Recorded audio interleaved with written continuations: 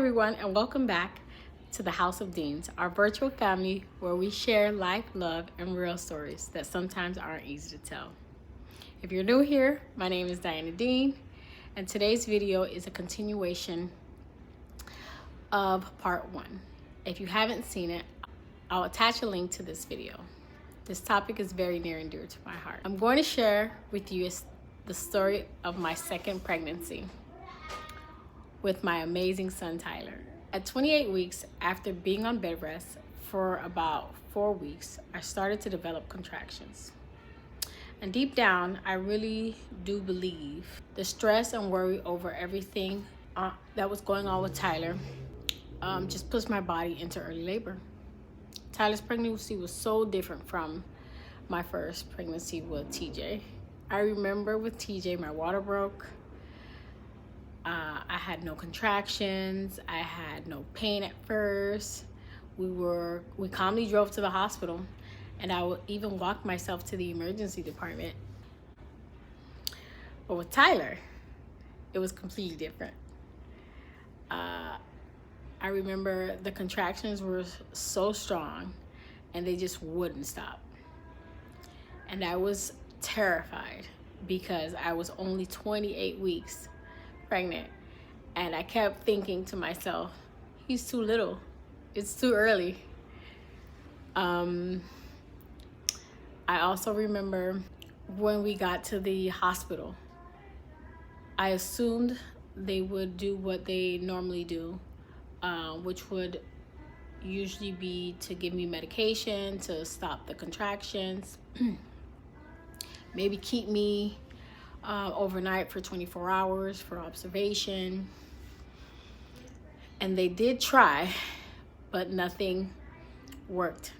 Tyler was coming, and he was coming right now.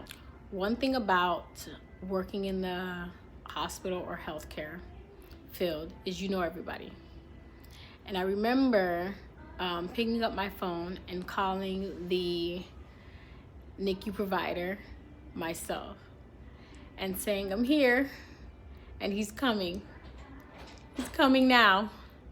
In that moment, everything felt so surreal. There were so many people in my room, people who had cared for me during the entire pregnancy, who knew how hard this pregnancy was for me and how hard it had been. Though I was scared, I also felt this deep comfort that I wasn't alone. A short time after, they gave me the epidural, and Tyler arrived. And when I saw Tyler for the first time, I felt completely in love. In that moment, I wasn't worried about his arm. I wasn't worried about how small he was. I just saw his face, and it was like the brightest light filled the entire delivery room. It's funny how love can silence fear, even if it's just for a moment.